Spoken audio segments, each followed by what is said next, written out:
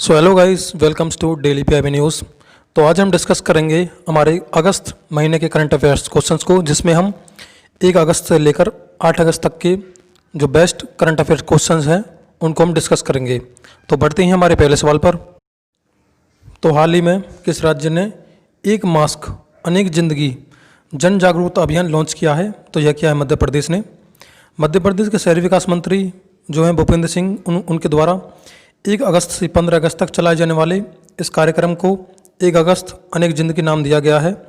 यह अभियान कोरोना बीमारी से बचने के लिए और मास्क पहनने के लोगों को जागरूक करने के लिए चलाया गया है। इस अभियान के अंतर्गत एक मास्क बैंक की स्थापना की गई है, जिसके अंदर लोग मास्क भी दान कर सकते हैं, और जो ये मास्क दान किए जाएंगे, इन मास्कों को गरीब लोगों को बांटा जाएगा। तो आपको ध्यान रखना है कि 1 मास्क अनेक जिंदगी यह अभियान किस राज्य से संबंधित है? मध्य प्रदेश से संबंधित है। हाल ही में राजस्थान सरकार ने अपने राज्य में अति पिछड़ा वर्ग को राज्य की न्यायिक सेवाओं में कितने प्रतिशत आरक्षण देने की व्यवस्था की है? तो यह है 5%। तो अब राजस्थान की न्यायिक सेवाओं में वहाँ के अति पिछड़े वर्ग को 5% आरक्षण मिलेगा।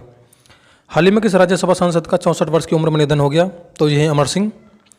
अमर सिंह जो एक जाने पहचाने नाम थे उत्तर प्रदेश की राजनीति में, ये काफ़ी लंबे समय तक राज्यसभा सांसद भी रहे। हाल ही में 1 अगस्त 2020 को सिंगापुर में इनका निधन हो गया। ये पहली बार 1996 में राज्यसभा सदस्य के तौर पर चुने गए थे और वर्तमान में उत्तर प्रदेश से राज्यसभा सांसद भी थे। हाल ही में किस राज्य ने संजीवन नाम से एक ऐप लॉन्च की है? तो ये ऐप लॉन्च की है बिहार सरकार ने। इस ऐप के माध्यम से लोगों को कोरोना बीमारी के संबंध में जानकारी मिलेगी। इस ऐप को केंद्र सरकार ने आरोग्य सेतु ऐप, जो केंद्र सरकार के द्वारा बनाई गई थी, उसकी तर्ज पर इसको बनाया गया है। और इस ऐप में चैटबॉट की सुविधा है, चैटबॉट जिस पर हम कोरोना से संबंधित प्रश्न भी पूछ सकते हैं। तो संजीवन नाम की जो ऐप है ये बिहार से संबंधित है। इंपॉर्टेंट क्वेश्चन है, आपको ध्यान रखना है। विश्व संस्कृत दिवस 2020 किस दिन मनाया गया? तो यह 3 अगस्त को मनाया जाएगा। हर साल की तरह श्रावण पूर्णिमा के दिन को विश्व संस्कृत दिवस के रूप में मनाया जाता है। इसके अलावा इस दिन रक्षाबंधन का पर्व भी इसी दिन मनाया जाता है। इस दिन को संस्कृत के प्रति लोगों में जागरूकता फैलाने और संस्कृत भाषा के महत्व को लोगों के बीच में बताने के लिए इस दिन को मनाया जाता है। सबसे पहले भारत सरकार के द्वारा 1969 में श्रावणी पूर्णिमा के दिन ही, उस दिन भी रक्षाबंधन था। बेसिकली रक्षाबंधन जो है श्रावणी पूर्णिमा के दिन ही मनाया जाता है। तो उस दिन विश्व संस्कृति दिवस को पहली बार मनाया गया। हरियाणा पंचायत चुनावों में महिलाओं के लिए कितने प्रतिशत सीटों की व्यवस्था कर दी गई है? तो अब हरियाणा में पंचायत राज चुनावों में 50% सीटें वहाँ की महिलाओं के लिए आरक्षित होंगी। हरियाणा सरकार के इस फैसले को सैद्धांतिक मंजूरी दे दी गई है। हरियाणा के जो मुख्यमंत्री हैं दुष्यंत चौटाला जी, उन्होंने बताया कि सरकार द्वारा उठाए गए इस कदम से अब राजनीतिक गतिविधियों में महिलाओं की भागीदारी बढ़ेगी। इससे ग्रामीण विकास और महिला सशक्तिकरण की दिशा में सकारात्मक प्रयास देखने को मिलेंगे। देश में लगभग 20 राज्य ऐसे हैं जो पहले से ही महिलाओं को 50% आरक्षण दे चुके हैं, जिसमें आंध्र प्रदेश, बिहार, कर्नाटक, गुजरात, मध्य प्रदेश, महाराष्ट्र, उड़ीसा, राजस्थान, तमिलनाडु और अब हरियाणा जैसे बड़े राज्य भी शामिल हो चुके हैं। हाल ही में किस राज्य सरकार ने अपने यहाँ पर अधिकारियों को 20 अगस्त 2020 से इंदिरा रसोई योजना शुरू करने के आदेश जारी किए हैं? तो यह है राजस्थान सरकार। इस योजना के तहत जरूरतमंद और गरीब लोगों को 8 रुपये प्रति प्लेट के तहत गुणवत्तापूर्ण और पौष्टिक भोजन मिलेगा। इस योजना पर सरकार साल में 100 करोड़ रुपये खर्च करेगी और इस योजना के द्वारा एक साल में लगभग 4 करोड़ 87 लाख लोगों को भोजन कराने का लक्ष्य इस योजना के माध्यम से निर्धारित किया गया है। हाल ही में केंद्र सरकार ने चीन की सीमा से लगे किस राज्य के गाँव में पर्यटन को बढ़ावा देने का निर्णय लिया है? तो यह उत्तराखंड। सिंगापुर स्थित एक NGO alliance to end plastic waste आने वाले 5 सालों में प्लास्टिक वेस्ट को कम करने हेतु किस देश में 70 से $100 बिलियन निवेश करने की घोषणा की है? तो यह है भारत। इस NGO का नाम आपको ध्यान रखना है, alliance to end plastic waste. किस राज्य के राज्यपाल विश्व भूषण हरिचंदन ने राज्य सरकार को 3 राजधानियां बनाने वाली योजना की मंजूरी दे दी है? तो यह आंध्र प्रदेश के जो मुख्यमंत्री हैं जगनमोहन रेड्डी, उनकी सरकार ने इस साल के शुरुआत में ही राज्य की 3 राजधानियां बनाने की योजना को आकार देने संबंधी विधेयक को आंध्र प्रदेश विधानसभा में पेश किया था। इस कानून के तहत आंध्र प्रदेश की अब 3 राजधानियां होंगी और अब यह ऐसा करने वाला देश का पहला राज्य होगा। अब आंध्र प्रदेश की जो आंध्र प्रदेश की कार्यपालिका यानी सरकार विशाखापट्टनम से काम करेगी और आंध्र प्रदेश की विधानसभा होगी अमरावती में और हाईकोर्ट होगा इसका कुर्नूल में। साल 2020 में होने वाली महिला विश्व स्क्वैश चैंपियनशिप कहाँ आयोजित की जाएगी? तो यह आयोजित किया जाएगी मलेशिया में। डॉक्टर मोहम्मद इमरान अली जिन्होंने हाल ही में एक देश के राष्ट्रपति के रूप में शपथ ली है, तो यह गुयाना के राष्ट्रपति के रूप में इन्होंने शपथ ली है। हाल ही में पाकिस्तान के द्वारा उनका नया आधिकारिक नक्शा जारी किया गया जिसमें भारत के किन क्षेत्रों पर अपना दावा किया गया है? तो यह है जम्मू कश्मीर, लद्दाख और जूनागढ़। जूनागढ़ जो गुजरात के रन ऑफ कच्छ से जुड़ा हुआ एरिया है। बिहार की किस योजना का G20 सम्मेलन में प्रस्तुतिकरण किया जाएगा? तो यह है जल निश्चय योजना। इस योजना में इससे बिहार की हर घर नल का जल निश्चय योजना को वैश्विक पहचान मिलेगी और भारत सरकार की तरफ से इसकी प्रस्तुति G20 सम्मेलन में की जाएगी। बिहार सरकार की तरफ से इस योजना पर एक विस्तृत रिपोर्ट भारत सरकार को भेज दी गई है। साल 2020 का जो G20 सम्मेलन है यह 21 से 22 नवंबर को सऊदी अरब की राजधानी रियाद में हो जाएगा। किस देश में दार्चुला जिले में भारत के साथ सीमा पर सशस्त्र पुलिस बल की एक बटालियन तैनात की है? तो किस देश ने दार्चुला जिले में भारत के साथ सीमा पर सशस्त्र बल पुलिस की एक बटालियन तैनात की है? तो यह नेपाल। यह जिला भारतीय क्षेत्रों जो कालापानी, लिपुलेख और लिम्पियाधुरा के पास स्थित है। 3 अगस्त को PPF कर्मियों की एक बटालियन ने क्षेत्र की सुरक्षा की देखरेख के लिए उत्तराखंड के दार्चुला के पास नेपाल में एक बेस बनाया है। HDFC बैंक के नई CEO कौन चुने गए हैं? तो ये शशिधरन जगदीशन। केंद्रीय उपभोक्ता मामलों के मंत्री रामविलास पासवान ने हाल ही में one nation one ration card योजना को कितने और राज्यों तक विकसित किया है? तो ये हैं 4 राज्य।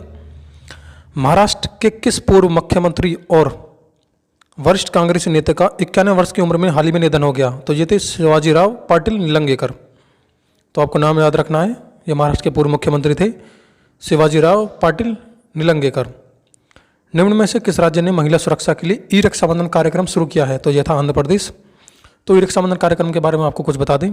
आंध्र प्रदेश के जो मुख्यमंत्री हैं YS जगनमोहन रेड्डी, इन्होंने राज्य में बच्चों और महिलाओं की सुरक्षा के लिए पुलिस विभाग और CID द्वारा संयुक्त रूप से इस ई रक्षाबंधन कार्यक्रम की शुरुआत की। यह कार्यक्रम साइबर अपराधियों से महिलाओं की सुरक्षा के लिए आयोजित किया गया था। इस कार्यक्रम के अंतर्गत स्कूल, कॉलेज और अन्य संस्थानों में कामकाजी महिलाओं को YouTube चैनल्स के माध्यम से साइबर सुरक्षा विशेषज्ञों के सहयोग से 1 महीने तक ऑनलाइन प्रशिक्षण दिया गया। तो 6 अगस्त जो हिरोशिमा डे के तौर पर भी मनाया जाता है, इसके बारे में थोड़ा जान लेते हैं। साल 2020 में 75वां हिरोशिमा दिवस मनाया गया। तो इसी दिन ही 6 अगस्त 1945 को द्वितीय विश्व युद्ध के दौरान अमेरिका द्वारा हिरोशिमा पर परमाणु बम गिराए गए। तो जो पहला परमाणु बम था जिसका नाम था B-29, जिसको लिटिल बॉय के नाम से भी जाना जाता था, यह हिरोशिमा पर गिराया गया। इसके बाद 9 अगस्त 1945 को नागासाकी पर फेटमैन नाम से दूसरा परमाणु बम अमेरिका द्वारा गिराया गया। तो ये जो बम के नाम हैं और उनके डेट ये काफ़ी बार एग्जाम्स में पूछ लिया जाता है, तो आपको ध्यान रखना है। B-29 लिटिल बॉय और फेटमैन जो दूसरा बम था। हाल ही में आयरलैंड के किस पूर्व राजनेता और नोबेल पुरस्कार विजेता का निधन हो गया? तो ये थे जॉन ह्यूम। जॉन ह्यूम के बारे में आपको कुछ बता दें तो इनका जन्म हुआ था 18 जनवरी 1937 को आयरलैंड में ही। ये 1970 में स्थापित social democratic and labour party के संस्थापक सदस्यों में थे और 1979 में पार्टी के नेता बन गए। 1968 में इनके द्वारा चलाए गए नागरिक आंदोलन से इन्हें काफ़ी प्रसिद्धि मिली। इनको यह पुरस्कार मिला था, नोबेल पुरस्कार, उत्तरी आयरलैंड में विद्रोहियों के साथ समझौता कराने में अहम भूमिका निभाने के लिए। तो उत्तरी आयरलैंड में जब स्थिति खराब हुई थी तो इन्होंने जो विद्रोहियों के साथ समझौता कराया, उस चीज़ को देखते हुए इन्हें नोबेल पुरस्कार से सम्मानित भी किया गया। तो हाल ही में किसको जम्मू कश्मीर का नया उपराज्यपाल नियुक्त किया गया है? तो यह है मनोज सिन्हा। मनोज सिन्हा जो पूर्व केंद्रीय मंत्री रह चुके हैं, उनको गिरीश चंद्र मुर्मू की जगह जम्मू कश्मीर का नया उपराज्यपाल नियुक्त किया गया है। गिरीश चंद्र मुर्मू ने अचानक ही 5 अगस्त 2020 को अपने पद से इस्तीफा दे दिया। पिछले साल 29 अक्टूबर को ही गिरीश चंद्र मुर्मू जी की जो नियुक्ति है जम्मू कश्मीर के उपराज्यपाल के तौर पर नियुक्त की गई है। आपको ये बता दें कि गिरीश चंद्र मुर्मू जी हैं, ये अब भारत के नए नियंत्रण एवं महालेखा परीक्षक होंगे। हाल ही में अंतर्राष्ट्रीय क्रिकेट में कप्तान के तौर पर सबसे ज़्यादा छक्के लगाने का विश्व रिकॉर्ड किसने अपने नाम किया है? तो यह है इयोन मॉर्गन। बतौर अंतर्राष्ट्रीय क्रिकेट में इनके 213 छक्के हो गए हैं। इन्होंने महेंद्र सिंह धोनी के 211 छक्कों के रिकॉर्ड को तोड़ दिया है। धोनी ने भी इसी तरह ऑस्ट्रेलिया के पूर्व कप्तान रिकी पॉन्टिंग का 173 छक्कों का रिकॉर्ड तोड़ा था। हाल ही में किस राज्य ने हिम तेंदुआ संरक्षण केंद्र स्थापित करने की घोषणा की है? तो ये उत्तराखंड। जम्मू कश्मीर के किस पूर्व उपराज्यपाल को अभी हाल ही में भारत का नया नियंत्रण एवं महालेखा परीक्षक कैग नियुक्त किया गया है? तो यह जगदीश चंद्र मुर्मू। और इनकी जगह वहाँ पर उपराज्यपाल बनाए गए हैं मनोज सिन्हा, जो पूर्व केंद्रीय मंत्री थे। दिल्ली की किस मशहूर लेखिका और सामाजिक कार्यकर्ता का हाल ही में निधन हो गया? तो ये थी महिमा कुकरेजा। इंपॉर्टेंट क्वेश्चन, यूपीएससी का नया चेयरमैन किसे नियुक्त किया गया है? तो ये थे प्रदीप कुमार जोशी। तो ये यूपीएससी के 30वें चेयरमैन होंगे और इनका कार्यकाल होगा 12 मई 2021 तक। तो यूपीएससी के बारे में थोड़ा सा जान लेते हैं। तो यूपीएससी के चेयरमैन और इसके जो सदस्यों की नियुक्ति होती है राष्ट्रपति के द्वारा की जाती है। इनका कार्यकाल 6 वर्ष या 65 वर्ष की उम्र जो भी पहले हो उस तक होता है। संविधान में इसकी व्यवस्था भी की गई है 315 से 323 अनुच्छेद तक। और यूपीएससी के जो प्रथम चेयरमैन थे वो थे रोज बारकर। और यूपीएससी की जो प्रथम महिला चेयरमैन थी ये थी रोज मिलियन मैथ्यू। तो ये कुछ क्वेश्चन थे, इंपॉर्टेंट क्वेश्चन। वैसे तो काफ़ी कुछ क्वेश्चन बनते हैं अगस्त के वीक सेशन में, बट ये कुछ इंपॉर्टेंट क्वेश्चन थे जो हाल ही में एग्जाम परस्पेक्टिव से काफ़ी महत्वपूर्ण साबित होंगे। तो आशा करते हैं कि आपको वीडियो सेशन अच्छा लगा होगा। बाकी आप अन्य किसी टॉपिक पर हमारी वीडियो चाहते हैं तो हमें कमेंट कीजिए हमारे कमेंट बॉक्स में, और सब्सक्राइब कीजिए, शेयर कीजिए, लाइक कीजिए हमारा चैनल डेली पीआईबी न्यूज़।